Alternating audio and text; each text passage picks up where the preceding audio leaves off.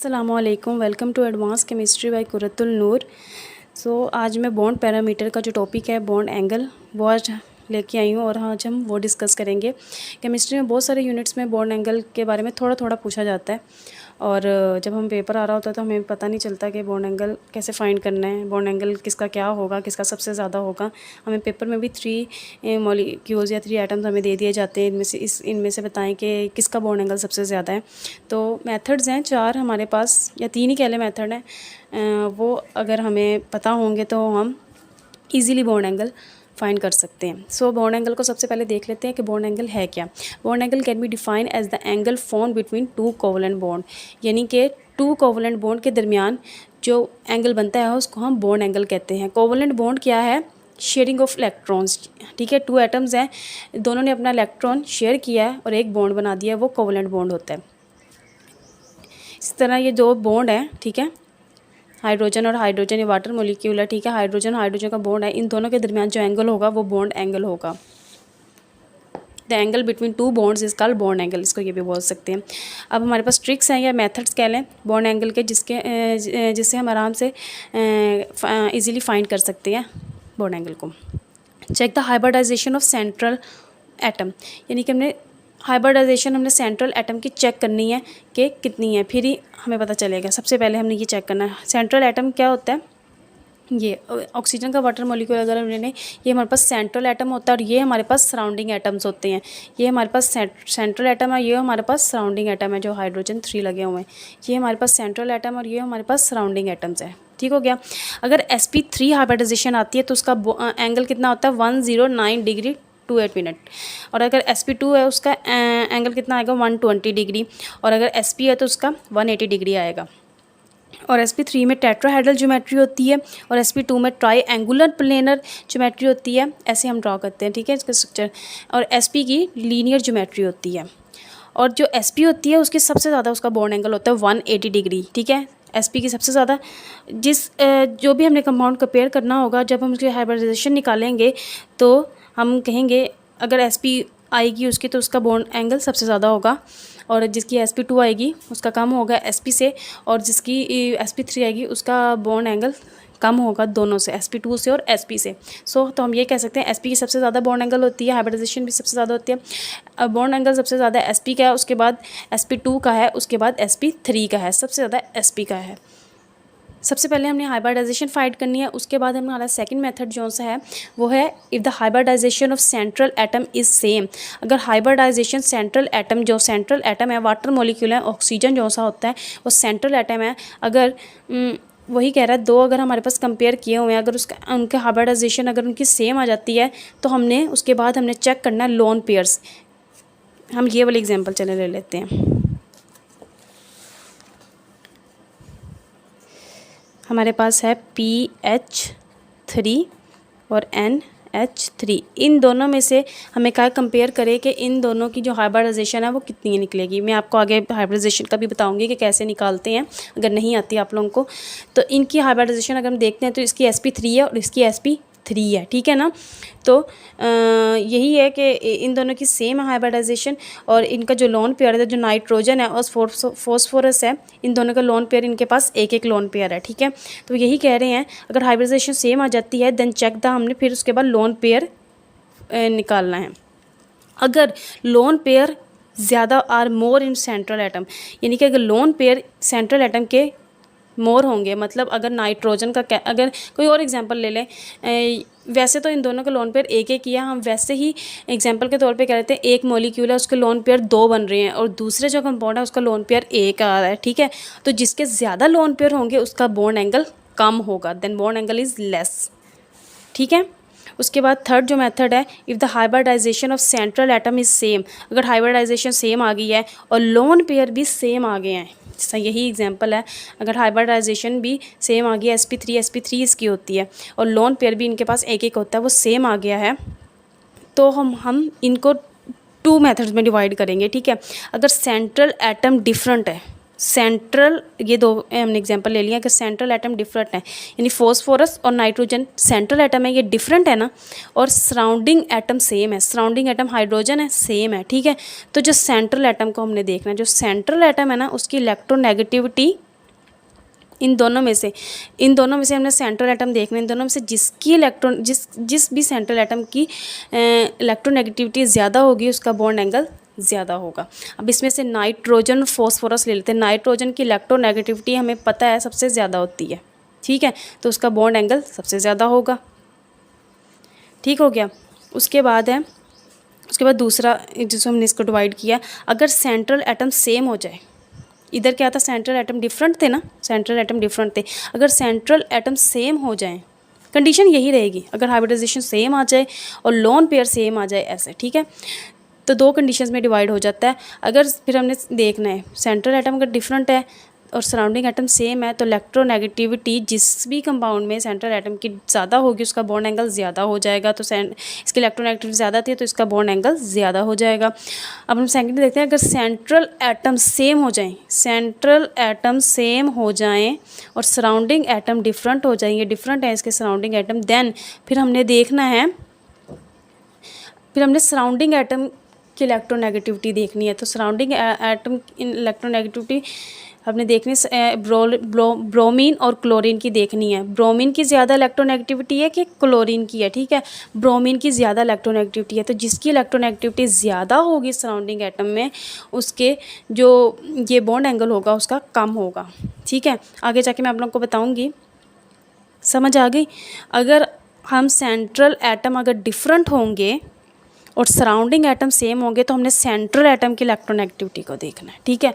और अगर central atom same होंगे, सराउंडिंग एटम डिफरेंट होंगे तो हमने सराउंडिंग एटम की इलेक्ट्रोनेगेटिविटी देखनी है, यानी कि डिफरेंट कह लो, इसमें डिफरेंट ये है सराउंडिंग एटम तो हमने इसकी इलेक्ट्रोनेगेटिविटी देखनी है, इसमें सेंट्रल एटम डिफरेंट है तो हमने उसकी इलेक्ट्रोनेगेटिविटी देखनी है। सेम को तो नहीं देख सकते ना हम, सेम को किधर देखेंगे, ठीक है। उसके बाद हम अब देखते हैं, फाइंड करते हैं हाइब्रिडाइजेशन कैसे फाइंड करते हैं। उसके बाद हम एग्जांपल्स की तरफ आएंगे कि हम बॉन्ड एंगल कैसे फाइंड करते हैं। उसके बाद है हमारे पास एक फॉर्मूला हाउ टू फाइंड, पहले तो हैव टू फाइंड हाइब्रिडाइजेशन कैसे फाइंड करते हैं। हमारे पास फॉर्मूला है Z atomic number is equal to half number of valence electrons on central atom, यानी कि सेंट्रल एटम के वैलेंस इलेक्ट्रॉन हमने फाइंड करने वैलेंस इलेक्ट्रॉन में कितने हैं। उसके बाद हमने कोई नेगेटिव चार्ज है उसके ऊपर, माइनस कोई पॉजिटिव चार्ज है, अगर नेगेटिव चार्ज होगा तो हम उसको प्लस कर लेंगे, ऊपर कोई भी साइन होगा उसको प्लस कर लेंगे। अगर -2 चार्ज है तो इसमें आ जाएगा +2, और अगर +2 आ जाएगा तो इधर -2, ठीक है, प्लस चार्ज आ गया अगर है उसमें कंपाउंड में। ये हाइब्रिडाइजेशन फाइंड करने का फॉर्मूला है। अगर आप लोगों को हाइब्रिडाइजेशन नहीं आती, इसका अलहदा टॉपिक भी है, मैं कर दूँगी, वरना आप लोगों को हाइब्रिडाइजेशन इधर से ही आ जाएगी कि किस तरह फाइंड करना है, किस तरह sp3 sp2 sp आता है। और प्लस नंबर ऑफ मोनोवेलेट एटम, ठीक है, मोनोवेलेट एटम फिर हमने फाइंड करने हैं। सबसे पहले हमने फॉर्मूला 1/2, हमें कोई भी कंपाउंड दे दिया, बेरिलियम क्लोराइड हमें दे दिया, मैं इधर से बता देती हूँ। अगर हमें बेरिलियम क्लोराइड दे दिया है तो हाफ नंबर, ये फॉर्मूला है, हाफ लिखेंगे। उसके बाद बेरिलियम सेंट्रल मेटल एटम है ना, और क्लोरीन तो सराउंडिंग एटम होता है।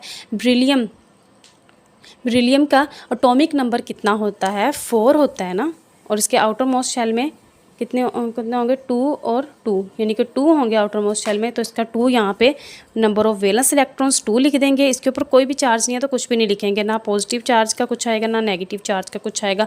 और फिर हमने नंबर ऑफ मोनोवेलेंट एटम, यानी कि जिसकी वैलेंसी 1 होती है वो मोनोवेलेंट एटम है। अगर किसी के कंपाउंड में मोनोवेलेंट एटम है तो हमने प्लस कर देना है, ठीक है, हमने उसको प्लस कर देना है। अब इसमें क्लोरीन हम इसमें देख रहे हैं कि chlorine, hydrogen, fluorine, bromine, iodine monovalent atom है। अगर क्लोरीन है तो इसमें क्लोरीन कितने 2 है, तो क्लोरीन की वैलेंसी 1 होती है और 2 आ जाएगा, ठीक है, 2 के साथ मल्टीप्लाई होके, तो 2 + 2 4 हो जाएगा, और 2 2 4 कट जाएंगे तो 2 आ जाएगा। तो इसकी हाइब्रिडाइजेशन 180, इसकी हाइब्रिडाइजेशन sp निकलेगी और इसका एंगल कितना होगा 180 डिग्री। अगर 4 आ जाए तो उसकी हाइब्रिडाइजेशन sp3 होती है और बॉन्ड एंगल 109 होता है।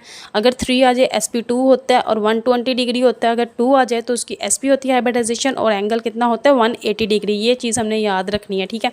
अब हमने 3 ले लिए हैं कंपाउंड, बेरिलियम क्लोराइड है, बोरॉन क्लोराइड है हमारे पास, और CCl4 है, ठीक है ना। अब हम क्या करेंगे, इसकी तो मैंने आप लोगों को बता दी है। बेरिलियम का एटॉमिक नंबर 4 होता है, इसके आउटर मोस्ट शेल में 2 होते हैं, ठीक है। तो 2 इधर आ जाएगा वैलेंस शेल इलेक्ट्रॉन्स, उसके बाद नेगेटिव पॉजिटिव कोई भी नहीं है ऊपर, तो हम उसके बाद मोनोवेलेंट एटम फाइंड करेंगे। मोनोवेलेंट आ गए, इधर 2 + 2 4 आ जाएगा और 2 × 2 = 4 कट जाएगा तो 2 आया, तो इसकी हाइब्रिडाइजेशन 2 हो गई, हमने पढ़ी है 2, ठीक है। और इसका एंगल 180 डिग्री। और ये SP का क्या होता है, लीनियर होती थी। SP क्या होती थी, लीनियर, ठीक है। SP2 triangular, SP3 tetrahedral geometry होती है, ठीक है। इसकी बेरिलियम की, और ये इसका स्ट्रक्चर बन जाएगा बॉन्ड एंगल। उसके बाद बोरॉन के कितने 5 होते हैं ना,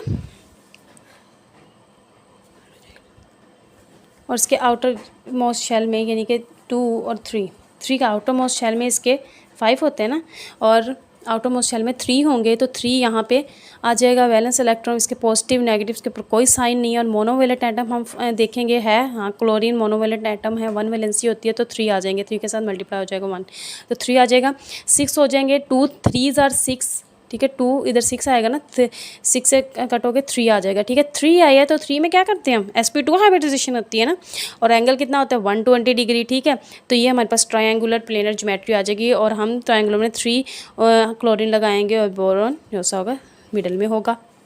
उसके बाद है हमारे पास CCl4, कार्बन का एटॉमिक नंबर कितना होता है, 6 होता है, और आउटर मोस्ट शेल में 4 इलेक्ट्रॉन्स होते हैं, 6 होता है, और इसके आउटर मोस्ट शेल इलेक्ट्रॉन में 4 होते हैं, ठीक है, इसके 3 होते हैं, सही हो गया।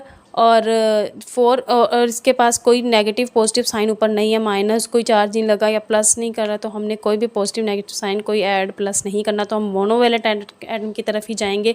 मोनोवेलेंट एटम क्लोरीन है, तो हम 4 के साथ मल्टीप्लाई कर देंगे, 1 वैलेंसी है क्लोरीन की, 8 और 2 4 जार 8, 4 आ गया, तो 4 की क्या थी, SP3 हाइब्रिडाइजेशन, और हमारे पास 109 एंगल आ गया, और ये हो गया हमें टेट्राहेड्रल ज्योमेट्री, ठीक हो गया। और अब हमने बताना है, हमने कहा था SP3 की सबसे ज़्यादा थी, ठीक है। सबसे पहले हमने क्या देखना है, अब इनका बॉन्ड एंगल हमने फाइंड करना है, तो हम क्या करेंगे, सबसे पहले हम देखेंगे हाइब्रिडाइजेशन किसकी है, किसका बॉन्ड एंगल सबसे ज़्यादा है, 180 बेरिलियम क्लोराइड BeCl2 का है ना, तो SP है ना इसकी हाइब्रिडाइजेशन, तो SP की हाइब्रिडाइजेशन सबसे ज़्यादा होती है क्योंकि उसका बॉन्ड एंगल ज़्यादा होता है, तो सबसे ज़्यादा इसका, उसके बाद बॉन्ड एंगल इसका 120, उसके बाद CCl4। इसी तरह हमने बॉन्ड एंगल फाइंड करना है। नेक्स्ट एग्जांपल देख लेते हैं, हमारे पास NO2+ है और हमारे पास NO2- है। नाइट्रोजन के एटॉमिक नंबर कितना होता है, इधर 7 होते हैं ना,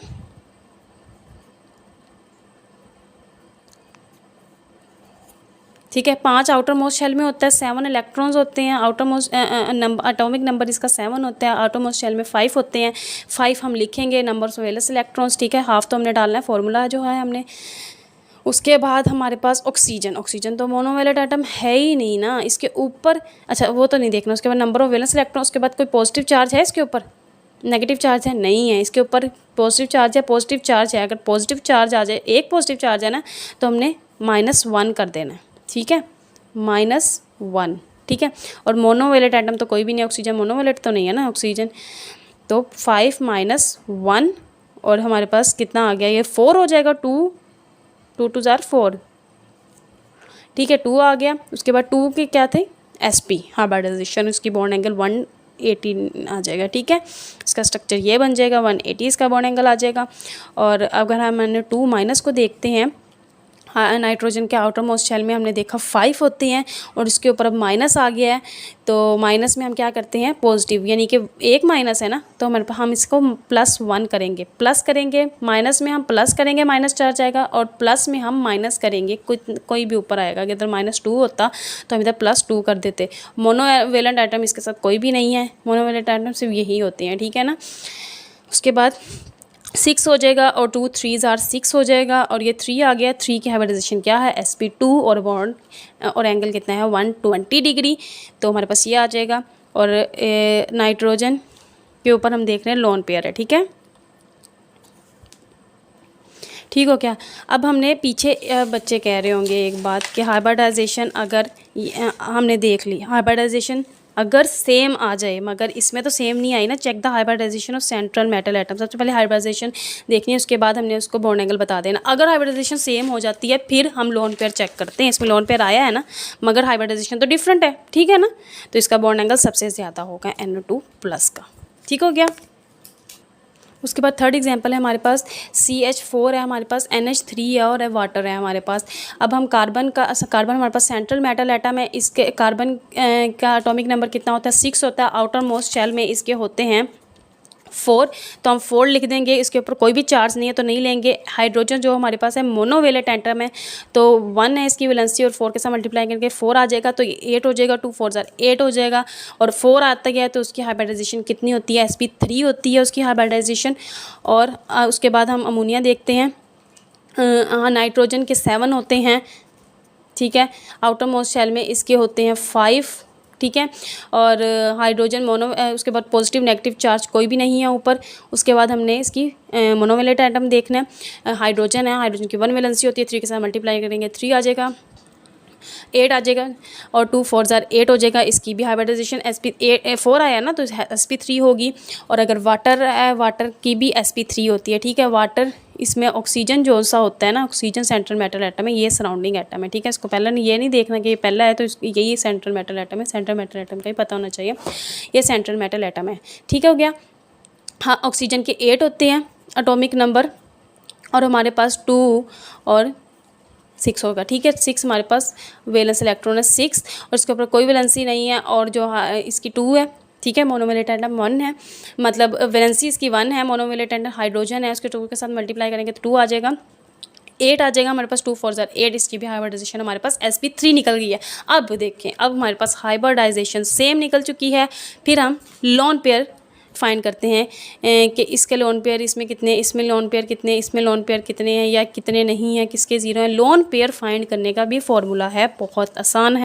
मैंने पीछे लिखा था लोन पेयर फाइंड करने का, lone pair on central atom, यानी कि सेंट्रल एटम का लोन पेयर अगर हमें फाइंड करना हो तो हमारे पास फॉर्मूला है z minus number of surrounding atom, यानी कि जो हमारे पास एटॉमिक नंबर निकला है उसको हमने माइनस कर देना है नंबर ऑफ सराउंडिंग एटम के साथ। इसमें हमारे पास z क्या है, CH4 में z हमारे पास 4 है, और हमारे पास सराउंडिंग एटम कितने हैं, हाइड्रोजन 4 है। 4 को 4 के साथ माइनस किया, ये लोन पेयर हम फाइंड कर रहे हैं, तो 0 आया, 0 आ गया। इसमें हमने सेंट्रल एटम हमारे पास कितना आया है, नाइट्रोजन का ये 4 आया, ठीक है। हमने 4 को माइनस करना है सराउंडिंग एटम से 3, तो इसके पास 1 लोन पेयर होगा। इस कंपाउंड में नाइट्रोजन के पास 1 होगा। इसमें हाइड्रोजन ऑक्सीजन है जो सा, उसका कितना आया, 4 आया z एटॉमिक नंबर, और सराउंडिंग एटम कितने हैं, 2 हैं, तो हमारे पास ये 2 निकलेंगे। इसके पास 2 लोन पेयर्स होंगे, ठीक है। इसके पास 0 लोन पेयर है, कोई भी नहीं है। इसके पास 1 लोन पेयर है, इसके बाद 2 लोन पेयर है, ठीक है। तो इसका ये टेट्राहेड्रल ज्योमेट्री है ना, क्योंकि sp3 है, इसका ऐसे बन जाएगा। और नाइट्रोजन के पास 1 लोन पेयर है, बाकी हाइड्रोजन नीचे लग जाएंगे। और हमारे पास ये जो सा है, इसके बाद 2 लोन पेयर्स हैं। ऑक्सीजन का हमने देखा है 2 लोन पेयर ऑक्सीजन के पास होते हैं। इस तरह हम लोन पेयर भी फाइंड कर सकते हैं, ठीक है। सबसे पहले हाइब्रिडाइजेशन फाइंड करेंगे, हम हाइब्रिडाइजेशन का पता होगा, एटॉमिक नंबर कितना निकला है वो हमें पता होगा, तो ही हम लोन पेयर फाइंड कर सकते हैं, या ऐसे भी याद कर लें अगर आप इतने जीनियस हैं तो, ठीक है। इसका अब sp3 का एंगल कितना होता है, 109, ठीक है। और इसका कितना होगा, इसका भी 109 ही होगा, मगर लोन पेयर की वजह से इसका 107 डिग्री रह गया, और इसका 2 लोन पेयर होने की वजह से 105 डिग्री रह गया। ये कैसे हुआ, according to valence shell orbital, valence orbital theory क्या कहती है, due to lone pair repulsion is high.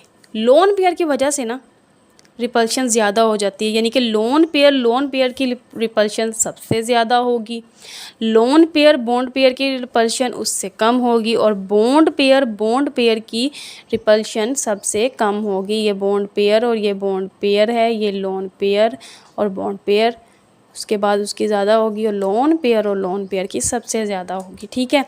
तो इस लोन पेयर की रिपल्शन ज़्यादा होने की वजह से इसका एंगल कम हो गया, ठीक है।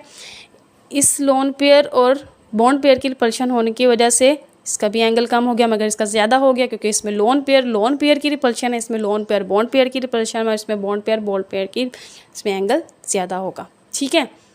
तो यही है। तो मैंने अब इसके बाद क्या कहा था कि जितने ज़्यादा लोन पेयर होंगे किसी के, उसका बॉन्ड एंगल उतना कम होगा। यही है ना कि रिपल्शन ज़्यादा हुई, बॉन्ड एंगल कम हो गया। तो सबसे ज़्यादा इसमें कोई भी लोन पेयर नहीं है, ठीक है। इसकी सबसे ज़्यादा होगी CH4 का बॉन्ड एंगल। उसके बाद NH3 के पास 1 लोन पेयर, इसका इससे कम होगा, और इसका सबसे कम होगा वाटर का, क्योंकि उसके पास लोन पेयर ज़्यादा हैं। जिसके पास लोन पेयर ज़्यादा होते हैं उसके पास बॉन्ड एंगल कम हो जाता है। ठीक है, ये चीज़ याद रखनी है, ये वाली चीज़ आप लोग की बुक में भी लिखी होगी।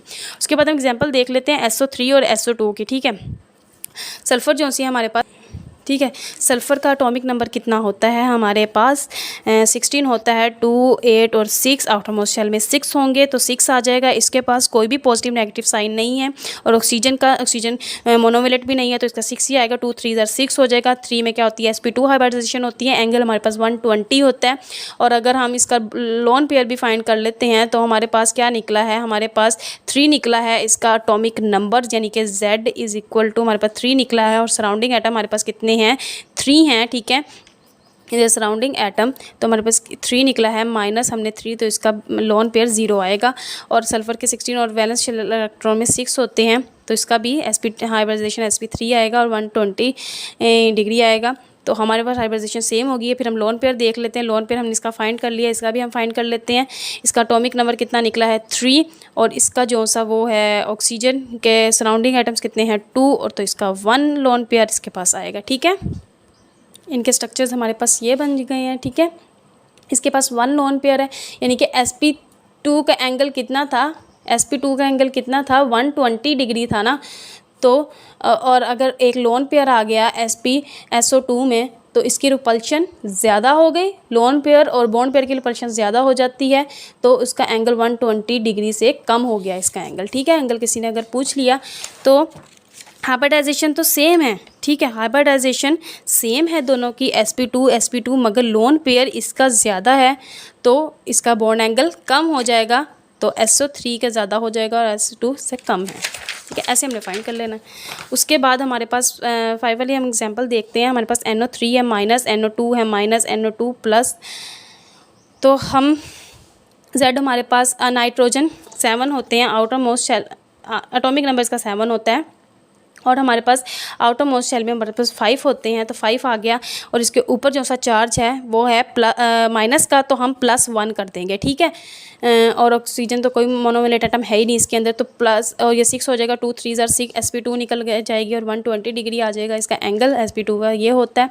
और NO2 भी इसी तरह 5 आ जाएगा और माइनस है इसके ऊपर वही आ जाएगा sp2। ठीक है, और NO2 का नाइट्रोजन 5 और ये -1 और ये प्लस आ गया, इसके ऊपर तो माइनस कर देंगे तो ये आ गया 4 2 2 4 इसका 2 निकला है। 2 की क्या होती है sp, 2 की क्या होती है sp और इसका एंगल होता है 120। अब हम इसका लोन पेयर अगर अब लोन पेयर तो चले फाइंड नहीं करेंगे, पर इन दोनों में से तो हमने कंपेयर करना है ना जिसका सेम आ चुका है। अब उसका तो सेम नहीं आया मगर इसका तो सेम आ गया। अब ये तो पता चल गया है कि इसका बॉन्ड एंगल सबसे ज़्यादा है, इसका बॉन्ड एंगल सबसे ज़्यादा है इनके दोनों के मुकाबले में। ठीक है, अब इन दोनों का हम देखते हैं, इन दोनों के लोन पेयर हम फाइंड करते हैं। इसमें Z हमारे पास कितना आया 3 आया और हमारे पास जो सा है नाइट्रोजन के सराउंडिंग एटम में 3 हैं तो ये 0 इसके पास लोन पेयर आएगा। इसके 3 Z आया है और लोन पेयर हमारे पास 2 हैं तो हमारे पास 1 लोन पेयर आया। तो इसका लोन पेयर, इसका 1 लोन पेयर आ गया है NO2 माइनस के ऊपर। तो हम यही देखेंगे कि NO2 माइनस इसका लोन पेयर एक आ गया, जिसके लोन पेयर ज़्यादा होंगे उसका बॉन्ड एंगल कम हो जाएगा और इसका ज़्यादा हो जाएगा और इसका कम हो जाएगा, मगर इसका तो इन दोनों से ज़्यादा ही है। ठीक है ना। उसके बाद हम इसका ये देख लेते हैं, स्ट्रक्चर देख लेते हैं। NO2 माइनस पहले देख लेते हैं। NO2 माइनस इसके पास एक लोन पेयर है, बाकी हाइड्रोजन है दोनों हमारे पास।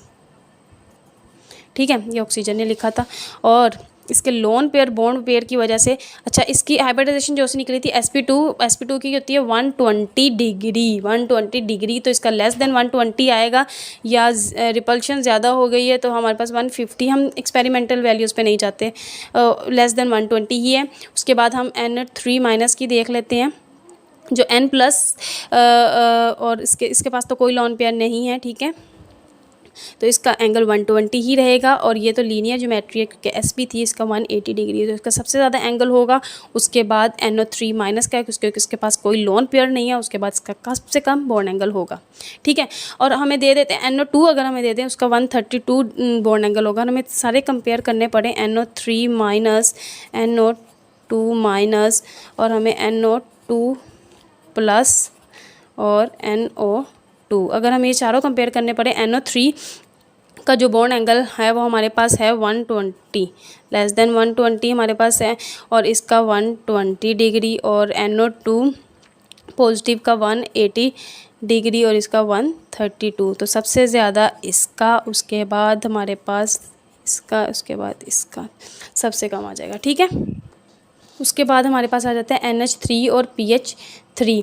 ठीक है, नाइट्रोजन के आउटरमोस्ट शेल में 5 होते हैं, इसका एटॉमिक नंबर 7 होता है, मैंने पीछे बताती आ रही हूँ 1/2 5, और इसके पास कोई पॉजिटिव नेगेटिव साइन नहीं है। मोनोवेलेंट इसके पास 3 हैं, तो 3 आ जाएगा। 8 हो जाएगा, 2 4 ज़ार 8, 4 आ जाएगा। 4 की sp3 हाइब्रिडाइजेशन होती है। इसी तरह फॉस्फोरस की भी हम देख लेते हैं, 1/2 5 + 3 8 आ जाएगा। 2 4 ज़ार 8, सॉरी इधर से 3 आना था, इसकी भी सेम निकल चुकी है इन दोनों की। अब इनका हम लोन पेयर देख लेते हैं। इसका एटॉमिक नंबर हमारे पास 4 आया है और इसके सराउंडिंग में 3 है, तो इसका 1 लोन पेयर आएगा। इसके एटॉमिक नंबर 4 है, उसके सराउंडिंग में -3 है, तो इसका भी 1 आ जाएगा। दोनों का लोन पेयर सेम आ चुका है, दोनों की हाइब्रिडाइजेशन भी सेम आ चुकी है। तो अब हम क्या देखेंगे, अब हम देखेंगे जो हमने 2 कंडीशंस कही थी कि अगर एटॉमिक नंबर सेंट्रल एटम जो सा है वो डिफरेंट होगा और सराउंडिंग एटम सेम होंगे, तो हमने देखना सराउंडिंग जो सेंट्रल एटम है उसकी इलेक्ट्रोनेगेटिविटी जिसकी ज़्यादा होगी उसका बॉन्ड एंगल ज़्यादा होगा। फॉस्फोरस और नाइट्रोजन में किसका सबसे ज़्यादा इलेक्ट्रोनेगेटिविटी है? नाइट्रोजन की इलेक्ट्रोनेगेटिविटी सबसे ज़्यादा है, तो इसका बॉन्ड एंगल सबसे ज़्यादा होगा और PH3 का कम होगा। अगर हम इसका फॉर्मूला देखते हैं, ये कैसे होगा, ये हमें कैसे हम फाइंड करेंगे कि इलेक्ट्रोनेगेटिविटी ज़्यादा होगी, बॉन्ड एंगल कैसे ज़्यादा हो सकता है? कैसे हो सकता है? ये बॉन्ड है, ठीक है, इसके पास इधर भी इलेक्ट्रॉन है, 2 इलेक्ट्रॉन है, ठीक है। जो नाइट्रोजन है इसकी इलेक्ट्रोनेगेटिविटी सबसे ज़्यादा है, ठीक है ना, इसकी इलेक्ट्रोनेगेटिविटी सबसे ज़्यादा है। ये अपने दोनों ये जो 2 इलेक्ट्रॉन है अपनी तरफ खींच लेगा और इधर ज़्यादा रिपल्शन हो जाएगी, इधर रिपल्शन ज़्यादा होगी, इधर रिपल्शन हो जाएगी, इधर रिपल्शन ज़्यादा होगी, तो बॉन्ड जो सा होगा वो एक्सपैंड हो जाएगा, बॉन्ड एक्सपैंड, और बॉन्ड एंगल जब एक्सपैंड होगा तो बॉन्ड एंगल भी ज़्यादा हो जाएगा, हाई हो जाएगा। ठीक है, अब इसमें इनके पास इलेक्ट्रॉन्स हैं, ठीक है, मगर फॉस्फोरस नहीं अच्छी तरह खींच सकता, ठीक है, जल्दी नहीं खींच सकता, तो ये अपने इसके इलेक्ट्रॉन यहीं पे रहेंगे, ठीक है, इनमें रिपल्शन नहीं होगी, तो इसका बॉन्ड एंगल कम हो जाएगा। ठीक हो गया, ये रीज़न है इसमें। उसके बाद हमारे पास लास्ट एग्जांपल है जो हमने इसकी दूसरी कंडीशन भी देखी थी। ये कार्बन है, ये हमारे पास ऑक्सीजन है, ये हमारे पास फ्लोरीन है, ये हमारे पास कार्बन है, ये हमारे पास ऑक्सीजन है, ये क्लोराइड है, ठीक है। ये हमारे पास दोनों सेंट्रल मेटल एटम है, ऑक्सीजन भी और फ्लोरीन भी, ठीक है। जो कार्बन है सेंट्रल मेटल एटम है, 6 एटॉमिक नंबर होता है, आउटर मोस्ट शेल में 4 इलेक्ट्रॉन्स होते हैं, उसके ऊपर कोई चार्ज नहीं है। मोनोवेलेंट एटम हमारे पास कितने हैं? 2, सॉरी, मोनोवेलेंट एटम हम देखेंगे हमारे पास 2 है ना, क्योंकि ऑक्सीजन तो मोनोवेलेंट एटम नहीं है, इसके ऊपर तो -2 वैलेंसी होती है ना, जिसके पास +1 में वैलेंसी होती है, जिसके पास 1 वैलेंसी होती है, -1 सॉरी, या +1 वैलेंसी होती है, वही मोनोवेलेंट एटम होते हैं। तो फ्लोरीन के पास 2 है, इधर 2 आ जाएगा, 6 आ जाएगा, तो 2 3 ज़ार 6, इसकी 3 की sp2 हाइब्रिडाइजेशन होती है और इसका 3 चले ये भी फाइंड कर लेते हैं। अब कार्बन की हमारे पास 4 है और उसके मोनोवेलेंट, क्लोरीन मोनोवेलेंट है, उसका 2 आ जाएगा, इसका भी 6 ही आ जाएगा। sp2 हमारे पास हाइब्रिडाइजेशन सेम निकल चुकी है। लोन पेयर हम चेक करते हैं, इसका 3 है एटॉमिक नंबर और 3 माइनस सराउंडिंग एटम कितने हैं? 2 फ्लोरीन और 1 ऑक्सीजन, ये दोनों सराउंडिंग एटम है, ठीक है। और तो कुछ नहीं है ना, ये सेंट्रल एटम 2 तो नहीं माने जाएंगे ना, ये दोनों सराउंडिंग एटम है, ठीक है। सेंट्रल एटम दोनों नहीं मानेंगे, ठीक है, एक ही होता है सेंट्रल एटम। ये 2 और ये 3, तो 3 होगा, 3 और 3 0, और इसकी निकली थी 3 और ये हो जाएगा 1 2 3, इसमें भी 0 लोन पेयर निकला, लोन पेयर कोई भी नहीं है इन दोनों में। तो अगर हम अब ये कंडीशन देखते हैं, लोन पेयर सेम ही है, हाइब्रिडाइजेशन भी सेम है, लोन पेयर भी सेम आ गए हैं, तो अब हम देखेंगे सराउंडिंग इसमें क्या है। जो सेंट्रल एटम है वो सेम है, जो सराउंडिंग एटम है वो डिफरेंट है, क्लोरीन और फ्लोरीन। सराउंडिंग एटम डिफरेंट है, तो हम सराउंडिंग एटम के इलेक्ट्रोनेगेटिव देखेंगे। अगर सराउंडिंग एटम की इलेक्ट्रोनेगेटिविटी जिसकी ज़्यादा होगी उसका बॉन्ड एंगल कम होगा, ठीक है, कम होगा ना। और फ्लोरीन की इलेक्ट्रोनेगेटिविटी सबसे ज़्यादा होती है, ठीक है, क्लोरीन सबसे ज़्यादा होती है, फ्लोरीन की वैसे भी ज़्यादा होती है, ब्रोमीन, आयोडीन और क्लोरीन से, तो फ्लोरीन की ज़्यादा होगी, तो इसका बॉन्ड एंगल कम होगा और बॉन्ड एंगल कार्बन और Cl2 का सबसे ज़्यादा होगा। इसके स्ट्रक्चर कुछ ऐसे बनेंगे, कार्बन और ये फ्लोरीन और ये क्लोरीन और ये डबल बॉन्ड क्लोरीन, ठीक है।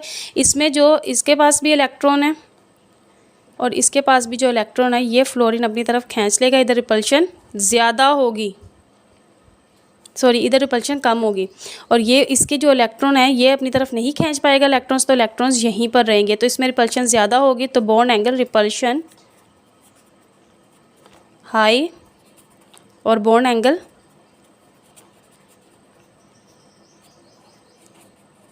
इंक्रीज़ हो जाएगा। ठीक है, होप्स हो कि आपको लेक्चर की समझ आई होगी, मेथड्स की समझ आई होगी। मेथड्स अगर समझ आ गए हैं तो आप लोग आराम से बॉन्ड एंगल को फाइंड कर सकते हैं। हाइब्रिडाइजेशन भी आप लोगों को समझ आ गई होगी। अगली वीडियो में, नेक्स्ट वीडियो में इंशाल्लाह ताला मैं आप लोगों को बॉन्ड लेंथ समझाऊंगी। तब तक के लिए अल्लाह हाफिज़।